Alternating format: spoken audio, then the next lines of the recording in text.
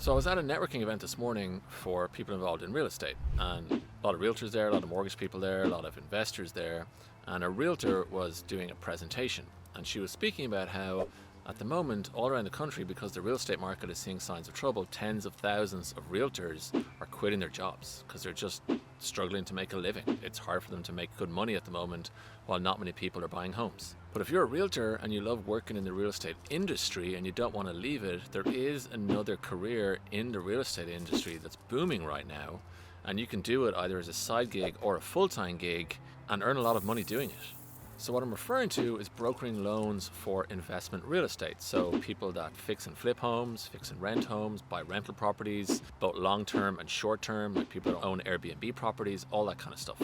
So what I'm talking about is non-conventional loans. So loans for real estate that are different to the conventional mortgages that most realtors will be used to, and the ones that are most commonly used by investors for, again, like I said, purchasing and rehabbing properties, buying rental properties. And with new home buyers leaving the market right now in their droves because of rising interest rates, obviously that's affecting realtors, but real estate investors, that market is booming right now because investors can now actually get the properties that they want without having to compete with home buyers on price.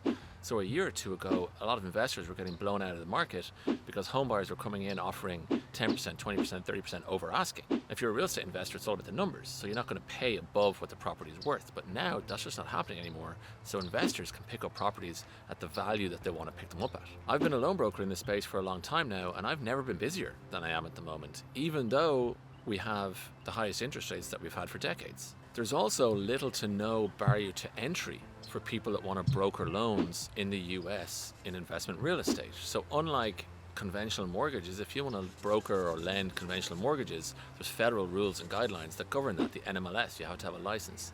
For investment real estate loan brokers, there is no federal oversight, so it's a lot easier to get into it without having to go through the studying and the certification. This means that anyone can get started whenever they like without having to jump through all these hoops of certifications and licenses. Now, some states do have some form of registration or license. It's different to NMLS. I did do another video on this just recently about commercial loan broker licensing requirements that you can check out. But in most states, there's no requirements at all. And in some states, it's a very light registration process. So it's very easy to get into.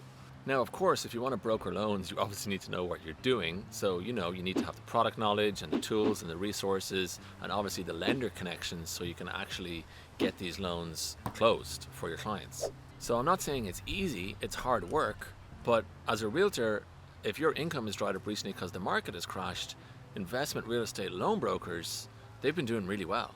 Now, a typical commission on a loan would be, anywhere from 1% to 3% of the loan amount. But don't forget, you're not splitting that with your brokerage. So a lot of realtors, they may get that 3% for the sale side or the buy side, but they have to split that in some way with the brokerage that they're listed with.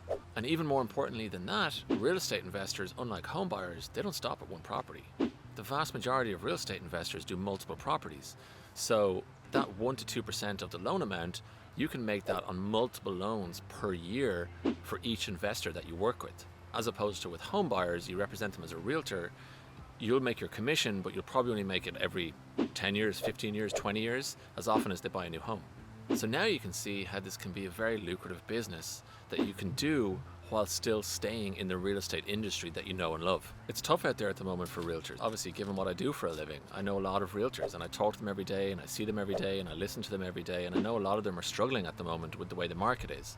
Loan brokering is another side of the real estate industry that you can get into quite easily with little to no barrier to entry, and it still gives you the freedom of your time and the financial freedom that you're used to, just like you get with realty, but that is actually doing really well at the moment compared to where the real estate market is for home buyers. If you're a realtor and you want to see what this would look like for you, you can register for our free workshop on loan brokering investment real estate loans, so DSCR loans and hard money loans, which are the most common loans used by real estate investors. I'll put a link in the description below. You just click the link, it's totally free, no questions asked. Just register, complete the training. It takes about 3 hours, and it'll just give you some insight into what the life of a loan broker entails and what's involved.